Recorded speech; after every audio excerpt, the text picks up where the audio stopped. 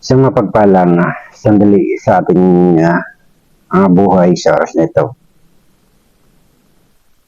Doon naman po tayo para magbahagi ng salita ng Diyos na nating makita ang layunin ng Diyos sa ating buhay. At kailangan nating makita sa pamagitan ng salita ng Diyos ang nangyayari sa ating buhay. Pagkat ang Diyos ay Diyos ng banal na plano at layunin. So, kinakailangan nating maunawaan natin kung anong kanyang plano at layunin sa ating mga buhay nito. Ito sa Mateo,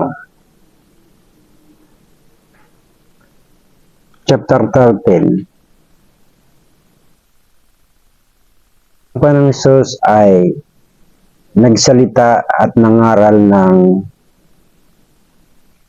paraanan niya ay talinghaga.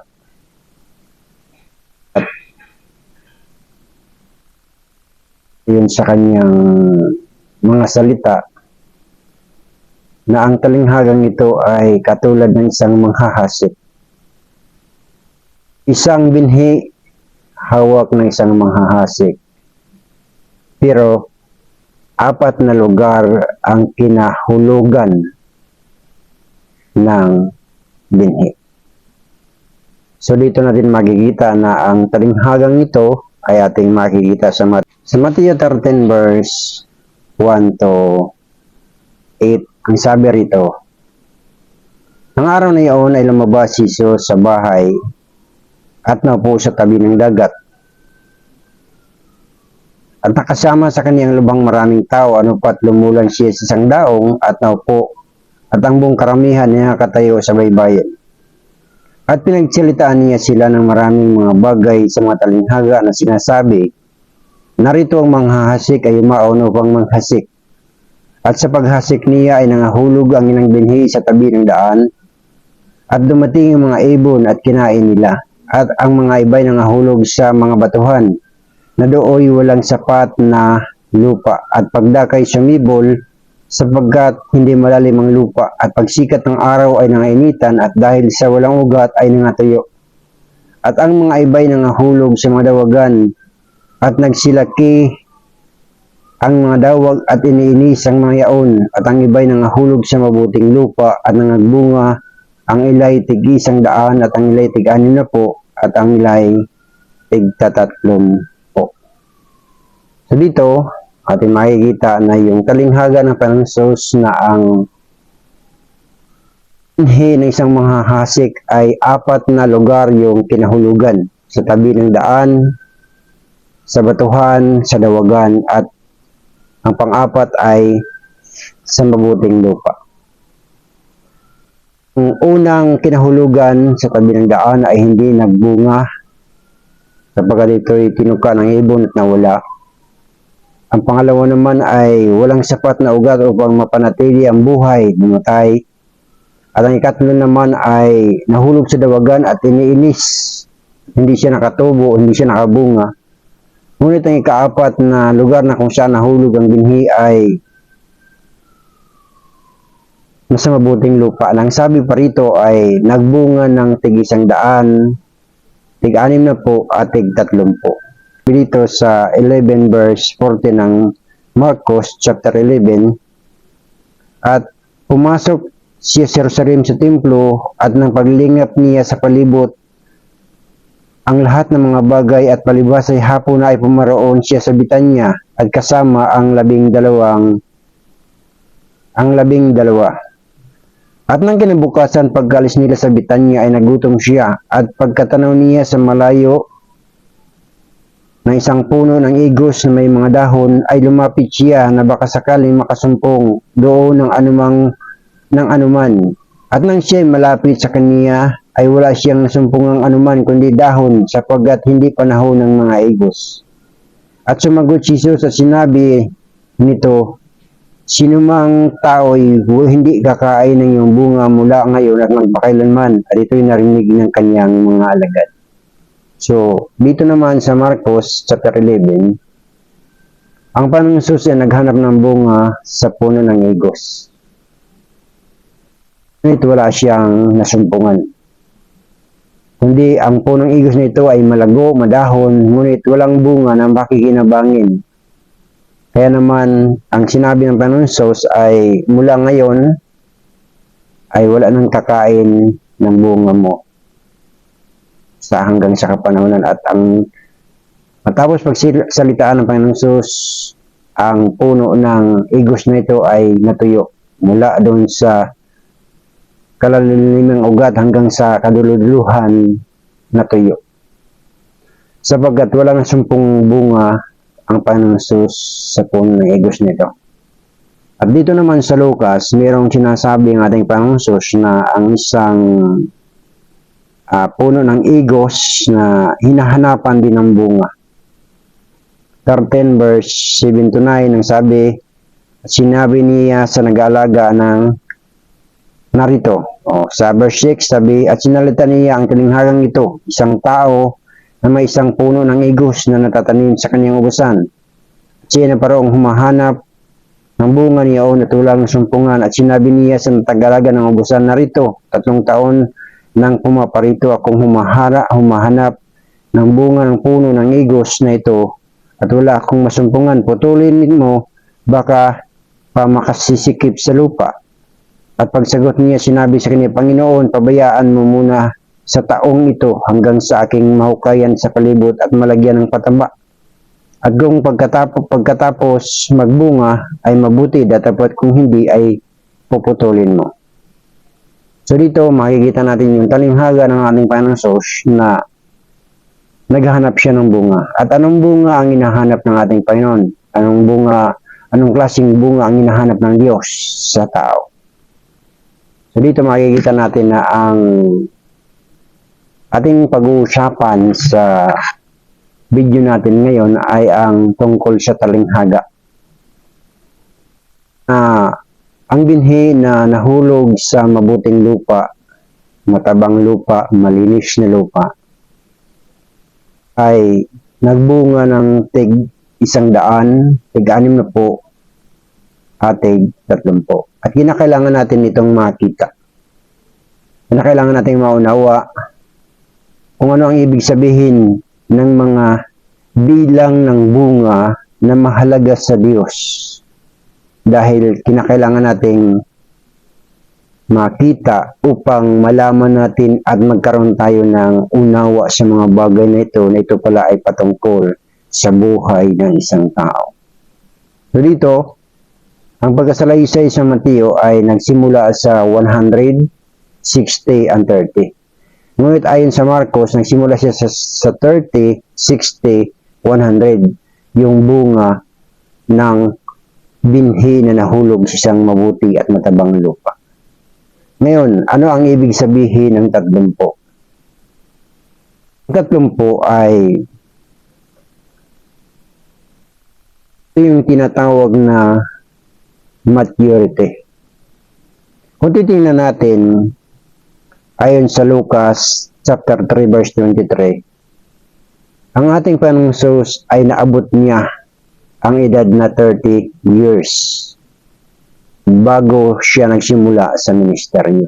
So, ang ibig sabihin, ang salitang 30 ay maturity na kung saan ang tao ay handa nang tumanggap ng responsibilidad, handa na siyang umako ng gawaing ipagkakatiwala sa kanya ng Diyos. So yun ang nagbunga ng 30 na umabot doon sa punto ng pagkaalam ng tao na ang tao ay nagkaroon ng ugnayan sa Diyos, nalaman niya kung ano ang plano at layunin ng Diyos sa kanyang buhay at siya ay tumayo, tumindig, tangan ang plano at layunin ng Diyos sa kanyang buhay. Sila yung nagbunga ng 30. So, ang ibig sabihin ng 30 is maturity.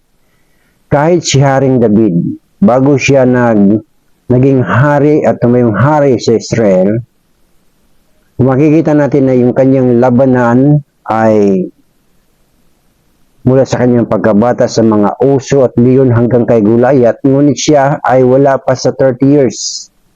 At ang sabi sa ikalawang Samuel chapter 5 verse 4, 30 taon o 30 years si David nang siya ay maghari sa Israel.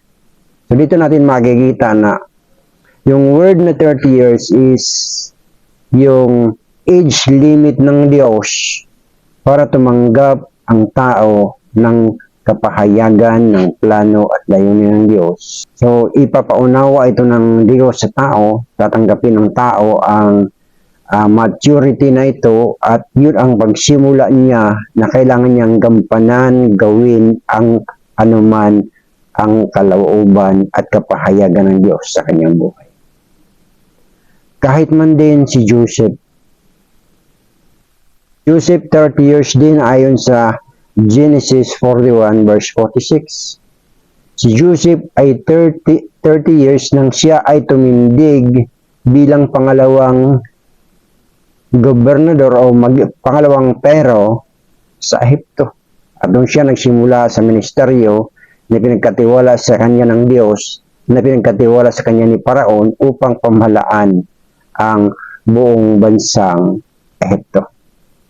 So dito natin makikita na itong 30 na bunga na sinasabi ng ating Panginoong Diyos ay bahagi ng bunga ng binhi ng plano at layunin ng Diyos na bago nila narating yung edad na yun na 30 years, meron silang experience sa Diyos. Kung titingnan natin, 17 years pa lang si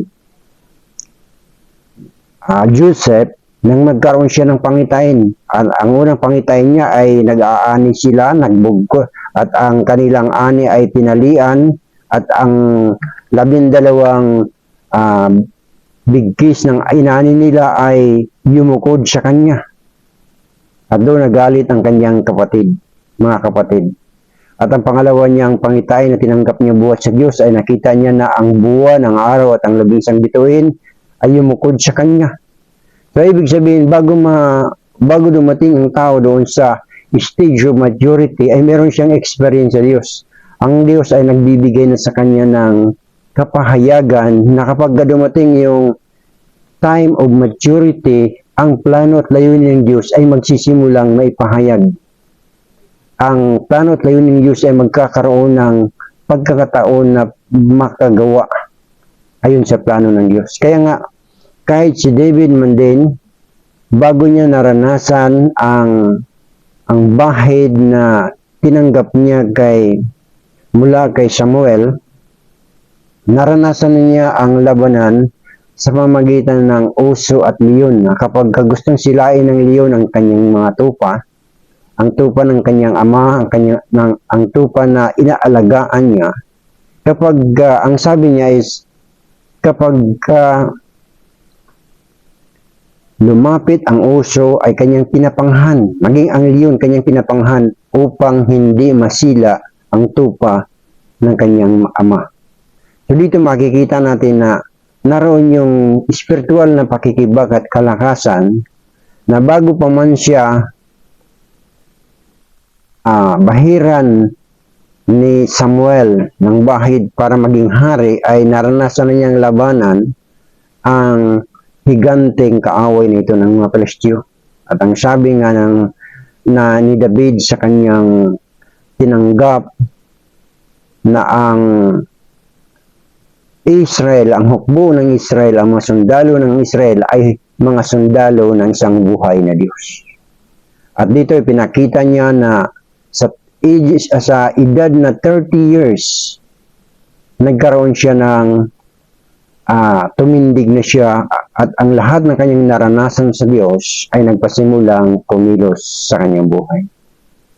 Si Jesus man din, bago niya naabot ang 30 years, nang siya ay 12 years lang, nakita siya nakipag-usapan sa mga doctor of the law, sa mga saserdote, sa templo, at namangha sila sa kanyang karunungan dahil meron siyang ugnayan, meron siyang tinatanggap buhat sa Ama, nakapahayagan tungkol sa kanyang tungkulin. Ang sabi nga ng tinanong siya ng kanyang ina, "Anak, bakit ka narito? Bakit mo ginawa sa amin ito?" At ang sagot ng ating Panginoon nung siya ay 12 years pa, sabi niya, "Bakit ninyo ako hinahanap? Di bagat marapat na narito ako upang gawin ko ang gawain ng aking Ama?" Ngunit nung time na yun, siya ay 12 years na.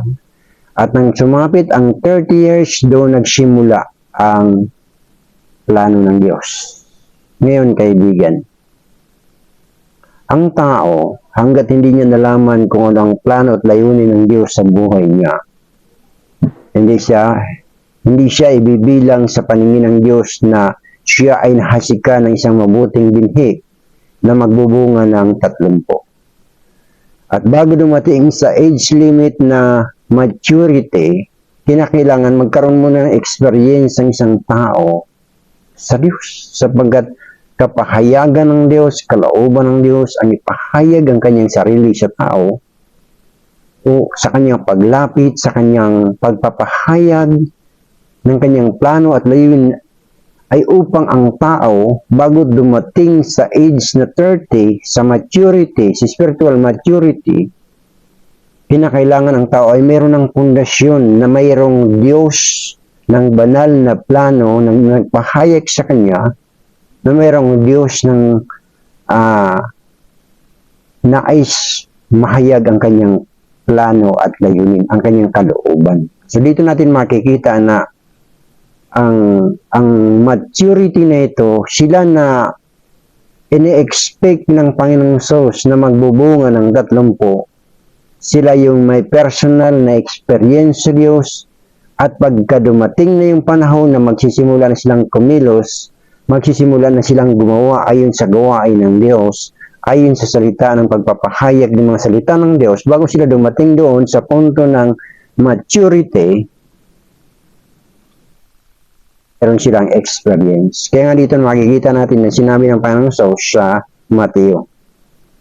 So, ngunit yung mga walang halaga ang salita ng Diyos, hindi nila naranasan ang Diyos, bagkus ang kanilang buhay espiritual ay walang ugnayan na malalim sa Diyos. Kaya nga, hindi sila nagbunga at hindi nakita ng Diyos na mayroong bungang 30. Yun yung maturity ng isang tao sa paningin ng Diyos. So dito ating nalaman na ang 30 na bunga ng puno ng binhi na nahasik sa mabuting lupa, ito yung maabot ng tao ang tinatawag na maturity. So pag nag-mature na ang tao, tulad ng ating Panginoon Jesus na umabot siya sa 30 years, tulad ni David na umabot siya sa 30 years, tulad ni Joseph na umabot na siya sa 30 years, naarating na nila yung tinatawag na maturity, nagsimula silang kumilos. Kaya nga sabi ni Joseph, sa paningin ng kanyang mga kapatid ay ibininta nila sila dahil sila'y galit. Ibininta nila si Joseph sa Egypto dahil sila'y galit. Ngunit para kay Joseph ang sabi, "Dala ako ng Diyos dito. Pinauna ako ng Diyos sa inyo upang iligtas ang inyong mga buhay sapagkat dumating sa panahon na yon yung kahirapan, yung tagutom na nangyari sa buong lupa sa panahon ni Joseph sa lugar ng Egypto." Kaya nga dito natin makikita na ang Diyos ay Diyos ng banal na plano at layunin. So dito ating nalaman yung kung ano yung maturity, yun yung 30 years na naabot ng tao sa stage of maturity at magsisimula ang tao gumalaw, magsalita ng mga salita ng Diyos at gumawa ng mga gawain ng Diyos. So, ano naman yung 60 na kinakailangan nating malaman sapagkat 3 bilang ang nakita ng bunga ng ating Panginoong Jesus. Kumbaga 3 kumpol ng bunga ang nakita ng ating Panginoong Jesus nang magbunga ang binhi na nahasik sa mabuting lupa. At ang ikalawang kumpol na ito ay nakita ng Panginoong Jesus ay nagbunga ito ng 60. So ano naman ang ibig sabihin ng 60 base doon sa kapahayagan ng ating Panginoong Jesus? So, ipinaliwanag ng Panginoong Jesus yung 3 kinalagyan ng binhi kung anong nangyari sa kanila, yung nasa tabi ng daan, yung nasa batuhan, yung nasa dawagan, pero hindi ipinaliwanag ng Panginoong Jesus yung kung ano yung nagbunga ng 30, nagbunga ng 60, nagbunga ng 100, sapagkat ang magpapaliwanag noon ay ang Holy Spirit. So salamat sa Holy Spirit na binigay ang ang kapahayagan ito sa kanyang pagtitiwala upang ibahagi na kinakailangan nating malaman na tayo ba ay nahasik, ating buhay ba ay nahasik ba sa mabuting lupa. Ang salita ba ng Diyos ay nagkaroon ng puwang sa ating buhay, sapagkat kapag ang salita ng Diyos ay nagkaroon ng puwang sa ating buhay, makikita ng Diyos yung bunga ng 30, makikita ng Diyos yung bunga ng 60, makikita ng Diyos yung bunga ng 100. So yung 60 naman, ito yung tinatawag na double portion of responsibility. Maturity and responsibility magsisimula na itong magkasama. So kaya nga double portion, ang tinatawag itong double portion, kaya 30 plus 30, pagsamahin nito ay 60 na ang kapahayagan ng bagay nito ay double portion, maturity and responsibility sa kingdom ng Diyos, sa kaharian ng Diyos, sa kaharian ng langit. So dito natin makikita sa ikalawang hari, dito natin makita kung paano kinuha ng Diyos si Elijah. At ang bago kukunin ng Diyos si Elijah, kinakailangan mayroong papalit sa kanya, at ito nga ay si Elisha. At sa kanyang paglakad, sinabi ni Elias kay Eliseo na kanyang tagasunod kung ano yung gusto niyang mangyari, anong gusto niyang tanggapin. Ang sabi ni Eliseo sa ikalawang hari chapter 2 verse 9 to 14, ang sabi niya, nais ko ang iyong dubling diwa, the double portion of your spirit. So dito makikita natin ito na ang sino mang nakaabot at nakakakitaan ng Diyos ng kumpol na ito ng bunga ng 60 ayon sa Matthew 13, sila yung umabot doon sa punto ng maturity, accept the responsibility of God. So, ibig sabihin, once na ma-reach ng tao yung maturity at the age of 30, spiritual age of 30, darating ngayon yung revelation, darating ngayon yung kapahayagan ng Diyos kung ano ang kanyang plano at layunin, darating ang salita ng Diyos, darating yung gawain ng Diyos na dapat gawin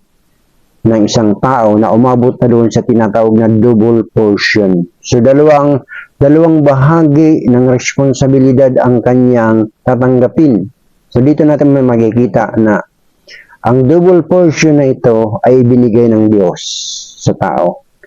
Ang double portion na ito, yung 60 na bunga o kumpol na 60 ang bunga na nakita at isinilarawan ng ating Panginoon na ipinapaliwanag naman sa atin ng Holy Spirit na ang 60 na ito ay responsibility and maturity. So dito, ang dalawang ito ay kinakailangan may pagkakaisa. Kung paanong sumunod si Eliseo kay Elias hanggang sa kunin ng Diyos at dinala sa langit si Elias.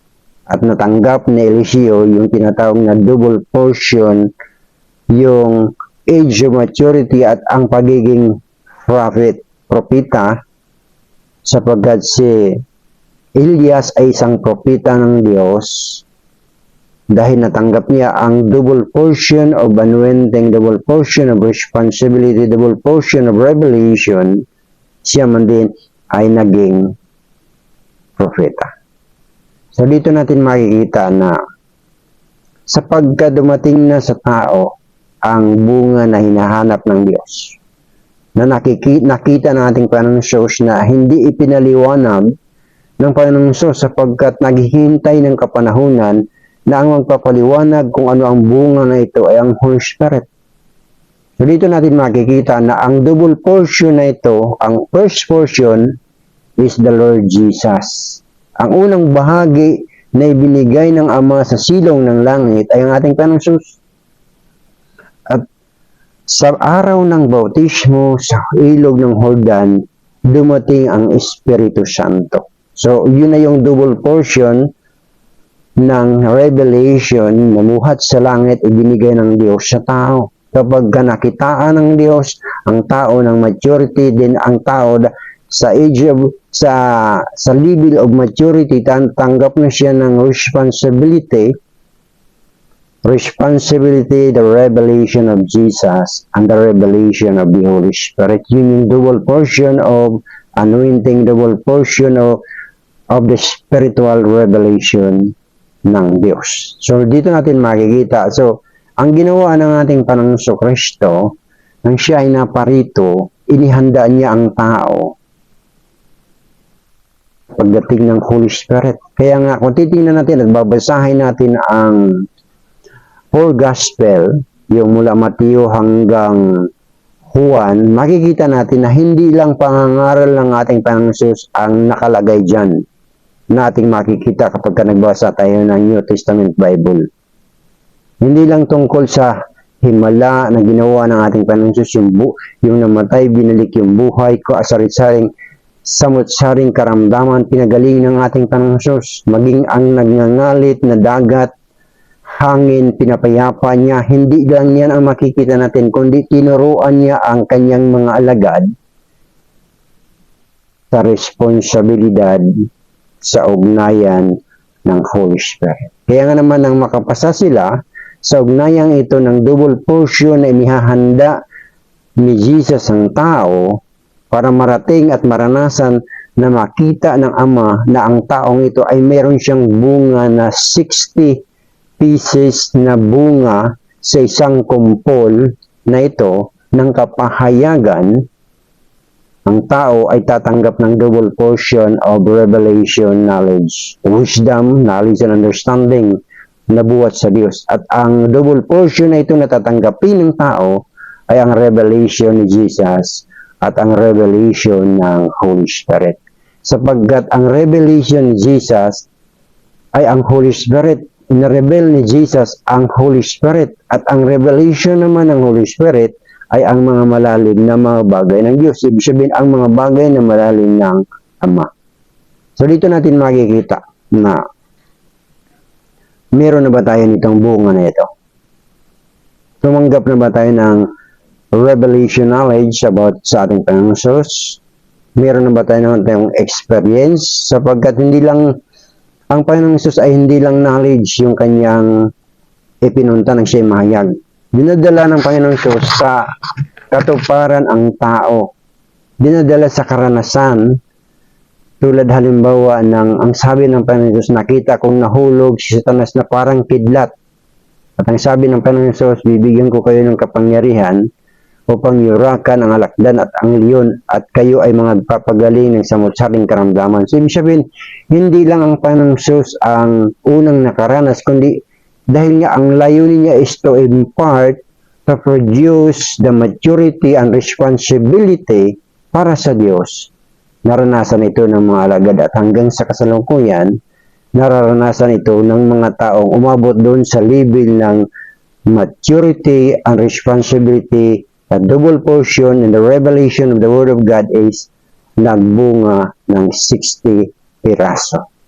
Nakapahayagan na tunawa na dapat nating makita dahil yun ang pwede nating ipagkaloob sa Diyos. Kaya nga ang Panginoon Jesus ay naghanap ng bunga. Ayon sa Marcos 11, wala siyang nakitang bunga doon sa puno ng higos, kundi mga dahon. So, anong nangyari? Walang pakinabang ang Diyos doon. Hanggat ang tao ay hindi umabot doon sa age of maturity, sa spiritual maturity, hindi siya pwedeng bigyan ng Diyos ng responsibilidad. Hindi siya bigyan ng Diyos ng gawain para gawin ang kalooban ng Diyos sa lupa.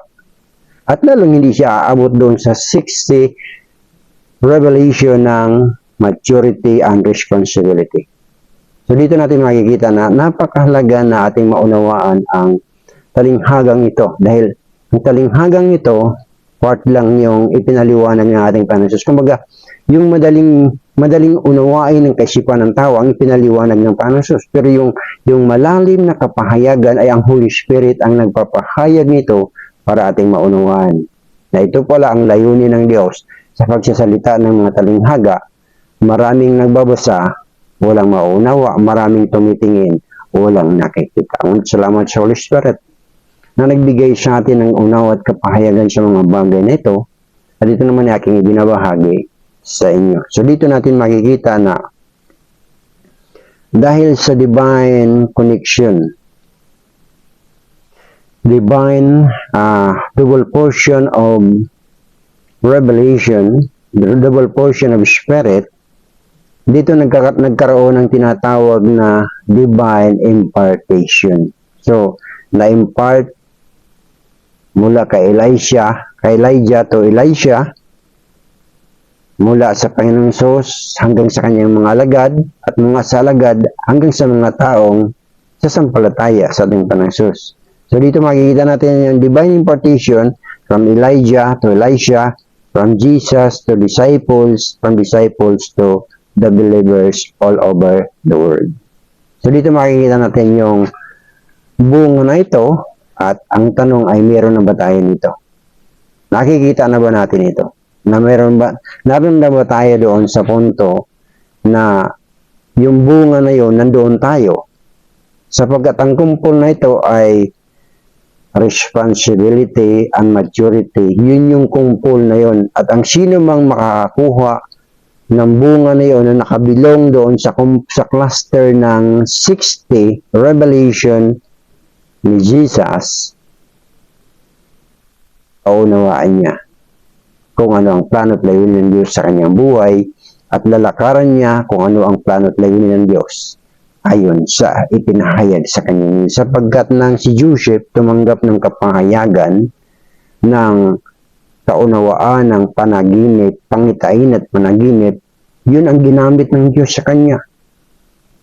So si David naman na naranasan niya na ang unawa na ang sundalo ng Israel ay sundalo ng buhay na Diyos, so nagapin niya ang higante ng sundalo ng kaaway. So ganun din naman sa ating kapanahonan na ang Panginoong Hesus ay naunawaan niya, dumating siya sa punto ng maturity, tinanggap niya ang Holy Spirit, at ang Holy Spirit in-impart sa mga disciple. So hanggang sa ngayon, ang Holy Spirit ay na-impart ng ating Panginoong Hesus. Kaya nga, dito makikita natin, nasa cluster na ba tayo ng 60 folds, root ng seed na nahulog sa mabuting lupa. Ngayon, dadako tayo doon sa 100 fruits. So, ano naman yung 100 fruits na ito? Ito yung tinatawag na spiritual corporate perfection. So, dito naman, makikita natin ito dito sa Efesio 4 mula 7 to 13. So ito yung layunin na to ng Diyos, na ibinigay ng Diyos yung fivefold ministry gifts. Prophets, apostle, prophets, evangelists, pastors, and teachers. So ito, ang layunin naman nito is ito yung pastors, apostles, prophet, evangelists, pastors, and teachers. Sila na yung dumating doon sa maturity. Sila na yung dumating doon sa naranasan nila na yung tumanggap ng responsibilidad. Kaya maturity and responsibility, patungo sila doon sa higher level ng plano at layunin ng Diyos, nang ipaliwanag ng ating Panginoon Hesus, ng ipahayag ng ating Panginoon Hesus, yung mabuting binhi na nahasik sa mabuting lupa na nagbunga ng 100. So dito natin makikita na ito yung tinatawag na kinakailangan dito na magiging perfect ang isang tao. Ito yung tinatawag na corporate perfection. So ito na yung paningin ng Diyos. Yung sila na nagbunga naroon na bilong sa bunga ng 100 piraso sa cluster na yon, sapagkat tatlong cluster lang yung tatlong kumpol yung nakita ng ating Panginoong Hesus. Doon sa binhi na nahulog sa mabuting lupa na nagbunga lang ng tatlong kumpol. Matitingnan natin, tatlong kumpol lang siya. 100, 60, at 30. So dito, hindi tayo lalayo sa tatlong cluster na ito. Saan cluster na ba tayo? Sa spiritual realm. Saan na ba tayo sa spiritual revelation? Saan cluster na ba tayo sa paningin na approve ng Diyos? Nandun ba tayo sa 30? Nandun ba tayo sa 60? O nandun na tayo sa 100? Kapag dumating na tayo doon sa punto na nandun yung sarili natin doon sa 100 cluster ng bunga na nakita ng ating panangsos, magsisimula na tayong maunawa na hindi lang si Jesus Savior, hindi lang si Jesus Lord, hindi lang si Jesus Son of God, hindi lang si Jesus Son of the Living God. Jesus Himself is God. So dito natin makikita na yung revelation na ng Diyos ang ating makikita. Sapagkat sa revelation ng Diyos, sabi ng salita ng Diyos, kaharian ng langit at kaharian ng Diyos. So dalawang uri ang kaharian. Kaharian ng the kingdom of God and the kingdom of heaven. Ang kingdom of heaven ay espiritual na mga bagay mula sa salita ng Diyos na naglalaman ito ng plano at layunin. Pag sinabi namang kingdom of God, ito'y tungkol sa kaharian na kung saan ang Diyos ay nagpakahayag sa tatlong kapahayagan. Sa una, ang tinatawag na Ama, pangalawa, ang Anak, pangatlo, ang Holy Spirit. So dito natin makikita na kung tayo ay nandun sa cluster ng perfection. Ang sabi dito, makikita natin, dadating tayo doon sa punto na si Jesus, yung image of Jesus. So ating babasahin dito sa Episo chapter 4 verse 7. So ito yung sinasabi dito, 7 to 13. Sabi niya dito, datapwat ang bawat isa sa atin ay binigyan ng biyaya ayon sa sukat na kaloob ni Kristo. Kaya't sinasabi niya, nang umakyat siya sa itaas ay dinala niyang bihag sa ang pagkabihag at nagbigay ng mga kaloob sa mga tao. Ngayon ito, umakyat siya, ano ito? Kundi siya rin naman ay bumaba sa dakong kalaliman ng lupa. Ang bumaba ay siya rin namang umakyat sa kaitaasan ng buong sangkalangitan upang kaniyang mapuspos ang lahat ng mga bagay. At pinagkalooban niya ang mga iba na maging mga apostol, at ang iba ay maging propeta, at ang iba ay ebanghilista, at ang iba ay pastor, at mga guro, sa ikasasakdal ng mga banal sa gawaing paglilingkod sa katatibay ng katawan ni Kristo, hanggang sa abutin nating lahat ang pagkakaisa sa pananampalataya at pagkilala sa anak ng Diyos hanggang sa lubos na paglaki ng tao hanggang sa sukat ng pangangatawan ng kapuspusan ni Kristo. Kasi kung tingnan natin dito, yung word na sa English na pagkasabi, meron dito makikita natin dito yung tinatawag na perfect man, perfection. So dito makikita natin sa 13, till we all come in the unity of the faith. So tatlong bagay o mga bagay na dapat nating makita na sinasabi ng ating panangsos dito nang sabi, unity of the faith. Ang Diyos ay Diyos ng pananampalataya. At ang pananampalataya na ito ng Diyos, sa pamagitan ng Holy Spirit, inilalagay niya ito sa tao upang ang tao ay sumampalataya sa Diyos. Ito yung tinatawag na unity of the faith. Hindi ito unity ng pagkakaisa ng isang paniniwala. O hindi ito unity of the faith ng pagkakaisa ng mga denomination. Kundi ito yung unity of the faith, yung Diyos ng pananampalataya, ilalagay ng tao, ay ilalagay ng Diyos sa tao, at ang tao ay sasampalataya sa Diyos. Kaya nga dito, yung unity of the faith sa yung knowledge of the Son of God. Unto perfect man, unto the measure of the stature of the fullness of Christ. So, meron tayong nakikita na naranasan nila yung perfection ng Diyos. Kung titingnan natin, naranasan nila yung fullness ni Jesus. Sapagkat yung fullness ni Jesus, ang sabi niya, sa Juan, sa sulat ni Juan na kung ano si Jesus, gayon din tayo. So, may mga ministry na umabot na sila doon sa cluster na sila ay nakapaloob doon sa nagbunga ng 100. Tingnan po natin, alaman po natin. Hindi kisyo malago ang isang grupo. Marami ng mga churches, nationwide na ang mga churches, hindi po ito ang basihan. Ang hinahanap ng ating Panginoon ayon sa Mark 11 is bunga, hindi mga dahon. Hindi mga sanga nagtataglay ng dahon, kundi bunga na hinahanap ng Diyos. Base dito sa 3 cluster na ito na kinahulugan ng salita ng Diyos sa mabuting lupa.